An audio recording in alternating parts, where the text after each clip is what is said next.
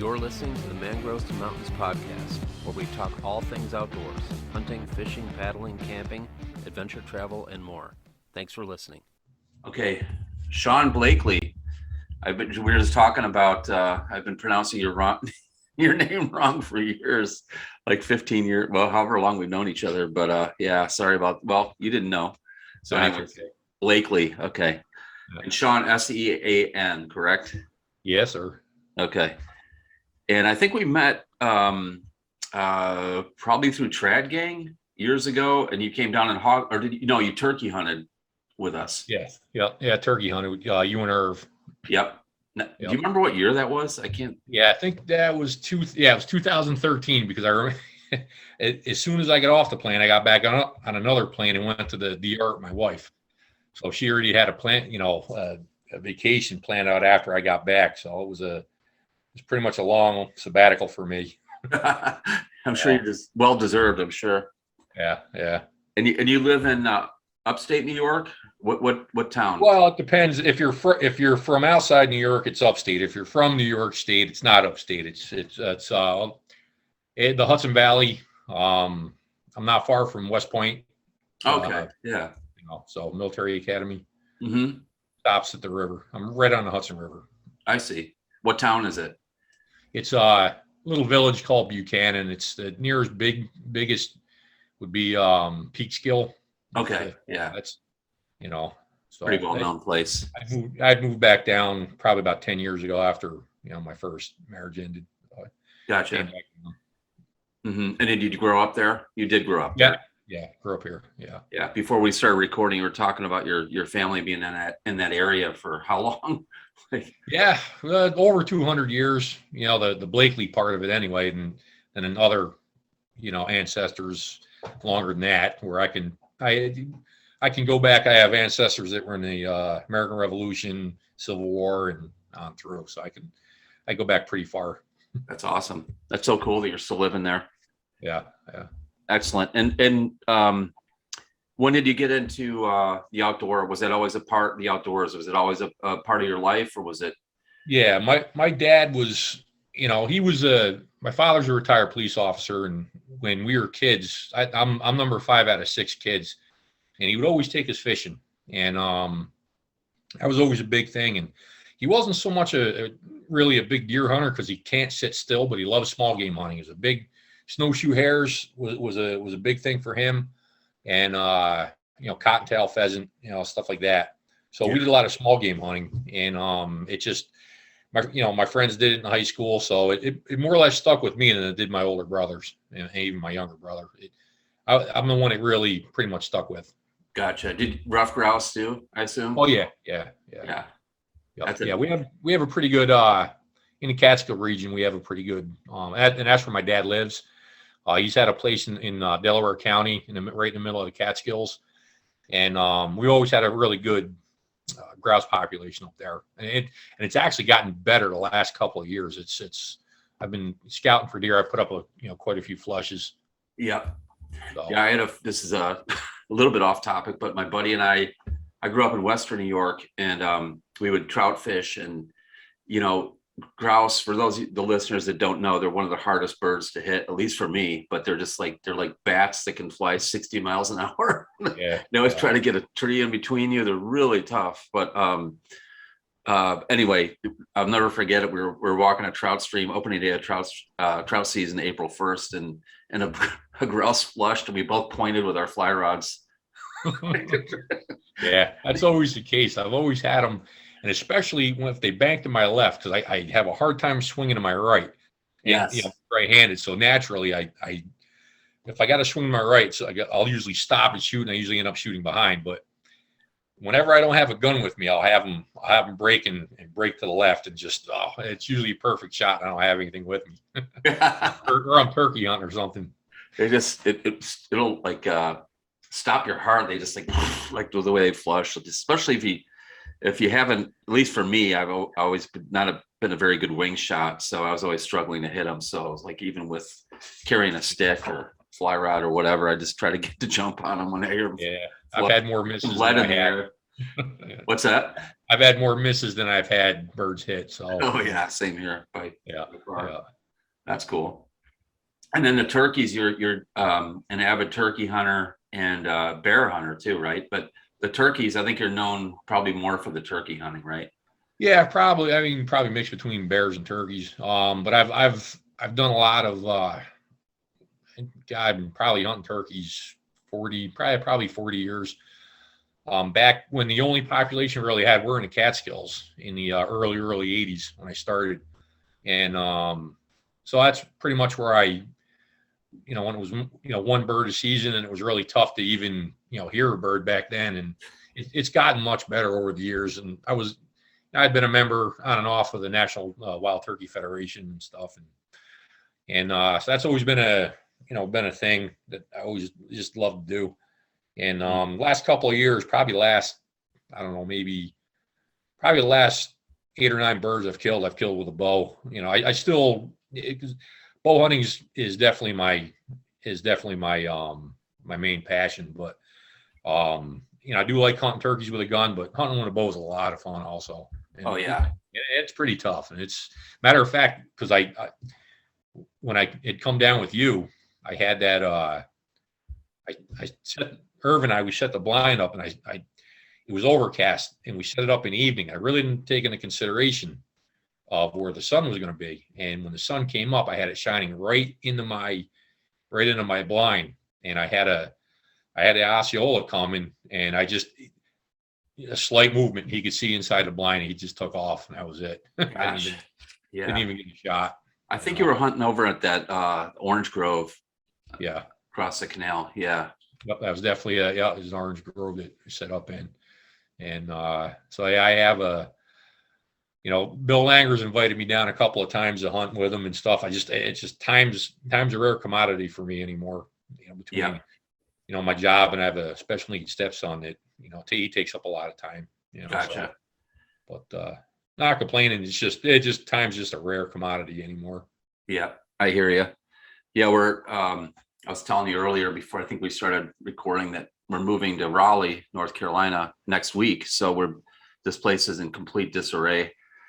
But I'm hoping this fall I'll have a normal deer season where I can actually get out on weekends. And because for me, there's no good deer hunting near Miami. I mean, you can hunt the Everglades, but it's brutal and it sucks. And there's a lot of restrictions. So I'm looking forward to this fall having a real deer season where I can get out. Yeah.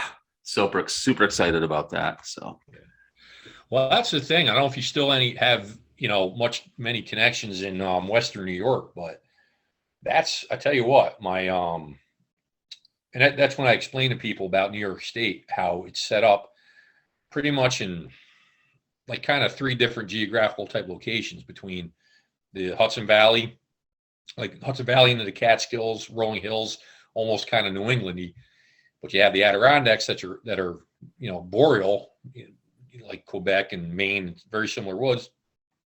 And Western New York. Now, once you get west of Syracuse, you're starting to get into the Midwest more so, and that's where some of the bigger bucks are taken. I can't think of my stepson's, my son. I call him my son. He's killed some really good bucks out. He hunts out by the Finger Lakes, and he's done really well out there. Yeah. The big agricultural area. So yeah. And then there's just a lot of natural forage too. Apples are big there, and tons of cornfields. So a lot of food for them. Yeah, and you're starting to get mass, body mass on them too. I know a buddy of mine lived. He's from Batavia, and he took when he dressed out at 230. Wow. 12 point. It's G2s were all palmated. Both were just heavy deer. He killed Thanksgiving morning, as a matter of fact. And just I think if I remember correctly, the circumference around the neck was close to 30 inches. Wow. It was a big buck. Yeah, it was a big deer. Yeah, I always tell people, just you mentioned the Midwest. I mean, in terms of deer hunting, but also just Western New York has got a different feel than a lot of the state too. It seems like I was born in Michigan. It seems more Midwestern than it does Eastern or New England. It's just a different vibe there. in general. I mean, it's a little bit off topic, but yeah, it's not just the deer, but it's everything about it. Even Oh looks yeah, more Midwestern than say yeah, the Catskills or the Adirondacks or for sure. yeah, Finger Lakes. Yeah. But yeah, I haven't hunted there in maybe 4 years, but I have family there still and plenty of friends. Most of my friends are there, so I'll get up there if not this year, next year. So Yeah, well, that'll be good. That'll yeah, a be lot good. of deer too, not and big deer, but also good numbers of deer. So Yeah, it's definitely it's kind of like a, I don't want to say best kept secret, but it's still, it's still not Iowa or anything like that. But right. and even in the Catskill region where my dad is, they've been in. I think we're in either the ninth or 10th year of antler restrictions, Oh, okay. and it's tough to bow hunt because it's big woods and small fields. But we're getting we're seeing some really nice, but again, I've been hunting there 40 years, and it's just the quality of buck, even the number and the quality are just much better than what it had been in the early 80s, mid 80s. That's good to know. Yeah. Let's talk turkeys a bit, a little more in depth. Do you have I assume you're hunting out of blinds, right? Primarily. Yeah, with the bow, I hunt out of a blind. Yeah. And I do it a little bit different. I don't really scout as much. And I'll usually hunt them, a little bit later in the morning. What kind of the way I'll set it up is probably about like 7 or 8 o'clock. I usually wait till they're done with their morning hens. Hmm. And, I'll set the blind up in a field, or maybe a small field, or any kind of somewhat open area, and I'll blind call. I'll set the decoys out, and I'll just call every half hour, like what I call a my lost hen yelp, which it's just a long series of yelps, and usually within probably 15, 20 minutes, there's a bird in the area. He's coming in and looking, he'll gobble to that. Usually he'll come in, and I'll set my decoys out, about 10 yards. Okay.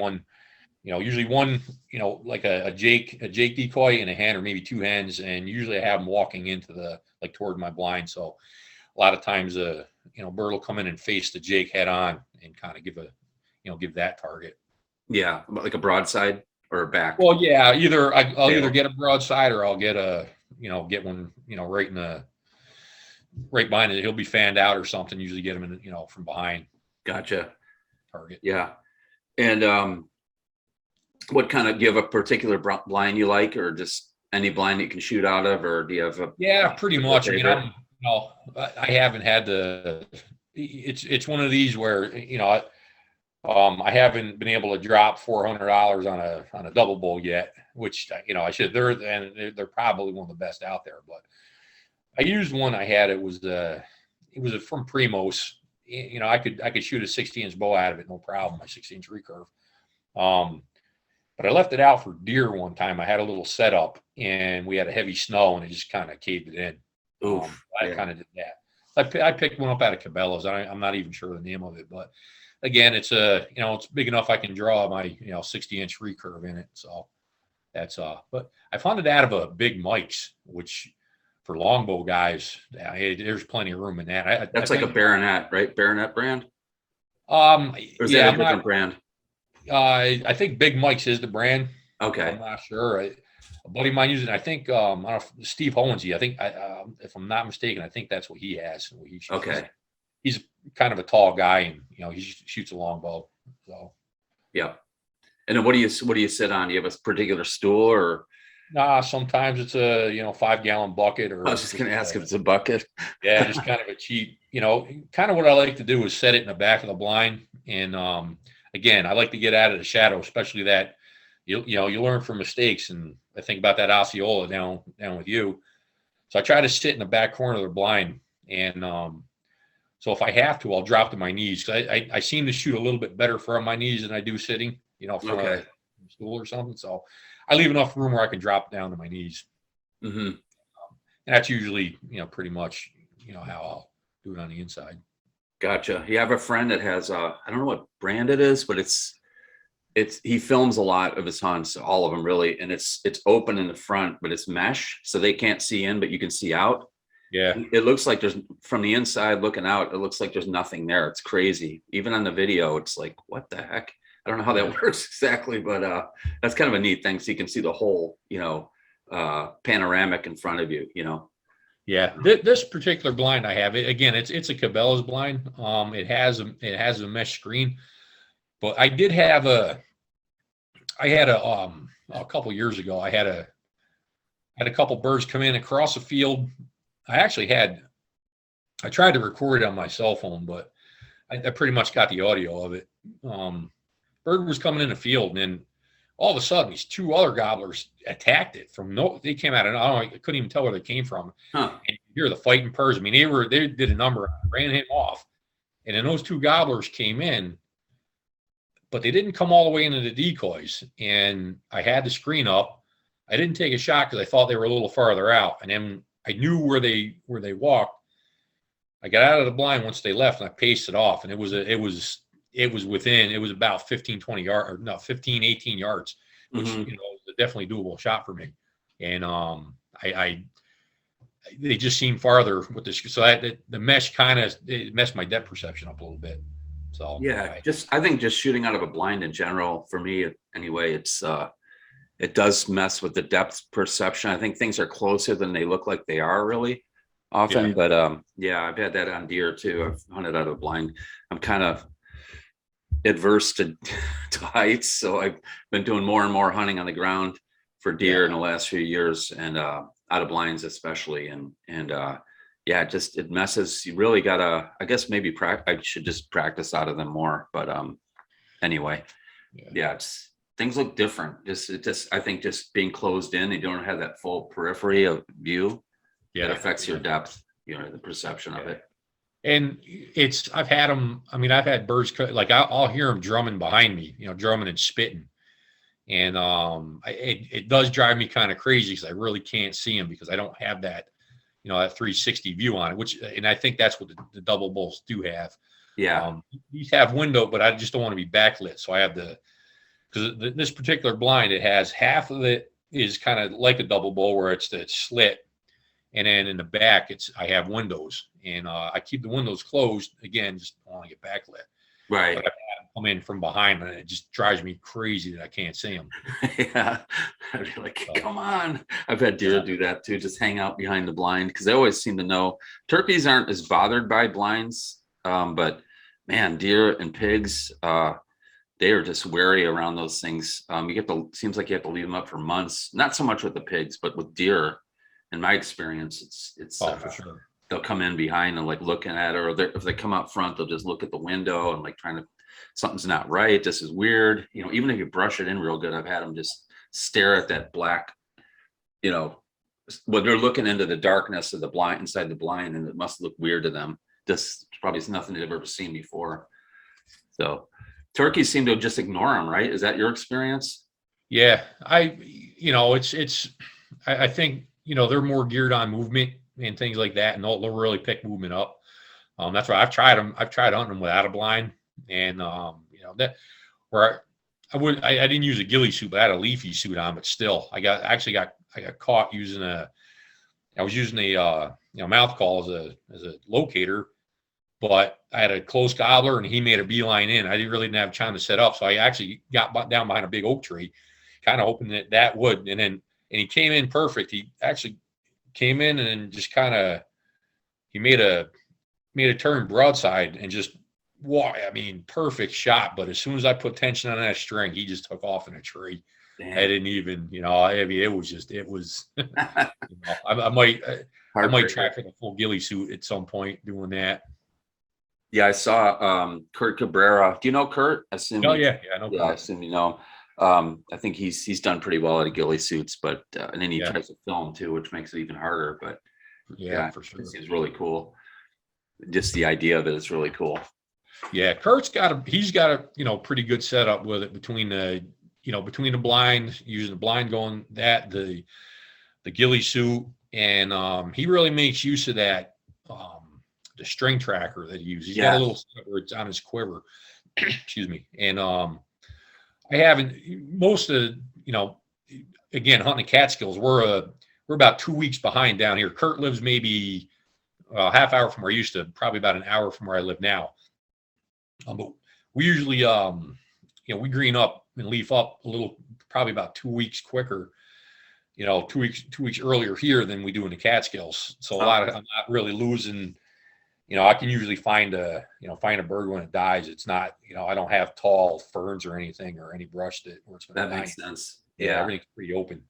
Mm-hmm. So but he makes, really good use of that string tracker. I know. Yeah, for sure. Yeah. And getting back to calling, what's your preferred call, or do you mix it up, use a mouth call and box or slate, or what do you? Yeah, I'm probably 90% with a mouth call with a diaphragm. Okay. I've played around with different, I do a lot of, I'll yelp a little bit, your basic calls, but I'll do a lot of purring, clucking, and just kind of things like that, or just, sound like a turkey. That the noises that they usually make as they're feeding or just kind of walking through. And Gotcha. again, just kind of a lot of experience being around turkeys. I picked up on a lot of hens. I've had hens come in, feet from me, inches from me, as a matter of fact. And Mm-hmm. you really hear some really faint purring. So I do a lot of purring, a couple clucks in there and stuff like that, and just rake the leaves a lot. And that's actually probably, my primary calls right there. Really? Okay. Yep. Yeah, it's amazing. And deer too. Like if you know what sounds to listen for, then you realize they actually are much more vocal than people think. Like they do these little soft bleats all the time, but turkeys even more so. They're very vocal. Like when they're close to you and it's still, you can hear them making all kinds of sounds. Yeah. You think of the basic calls, but there's other ones too, I think. Like you were mentioning. Yeah, there's with the calls, it's again, it's when people say you call too much, it's like, yeah, you can yelp too much and things like that, but when it comes to like purring and clucking, that they're the noises that the hens will make. Even gobblers will make it, as they're just kind of foraging through, raking and scratching and stuff like that. So that's basically what I'm trying to sound like, and it kind of gives that little bit of it's almost like insurance, I think, anyway. Yeah. That it's, you're not over calling. You don't sound like you're not just, 10, 15 yelps in a row. I mean, that's what I use for my locating calls, but, Mm-hmm. I'll throw in a couple of, matter of fact, just this past year, I had gobblers come in. I didn't have them close the deal, come in all the way. And I was using a little slate call. I was just going real soft purrs, and they were gobbling every time I did a little, so they could hear. And it's just their hearing and their eyesight are unbelievable. And yeah, they can hear a long way. It's crazy. Yeah. And especially with the woods open. Like, this was open in morning this year, and it just they're the noises that the turkeys make, and that's just what I'm trying to do. And it usually works pretty well. When is opening day there in that part of New York? The whole state is the month of May. May 1st, right? Yeah. 31st. Yeah. And like I said, it where I hunt, and especially the elevation, because I'm on top, in the Catskills, but on top of a mountain. Last year, open in morning, we had snow. It was snowing open in morning. And I had a buddy, a PBS buddy from Alaska, come out, and he hunted with it. He was a little, when I posted some pictures on Facebook, and he's like, wow, what am I coming into? And Yeah. actually, we had a really good time, but it warmed up a little bit, but again, it'll be freezing in the morning, and then once sun comes up, it'll warm up into the 40s and 50s, the early part of May on top of the mountain anyway. Yeah. Can you hunt afternoon, or does it end at noon? Ends at noon in New York, Yeah. which is okay. I really don't have a problem with that. I know a lot of southern states that they'll have a longer season, and you can usually hunt. They're usually earlier in New York, and you can usually hunt all day, but. Yeah. Like I said, I really don't have a real issue with, with it ending at noontime. Yeah. It probably hasn't. I'm sure there's situations where a turkey comes in at 11:50 and you're waiting for a shot. It probably, if you hunt long enough, it could happen. But yeah. Yeah, it's happened quite a bit. I've had them come in, I mean, 10 minutes to 12 and if you're gun hunting, it's one thing, bow hunting. And again, my cutoff is noontime, whether the bow doesn't make a noise at all, it's noontime's it and I'm out, Yep. I'll let them walk, if I have one coming in.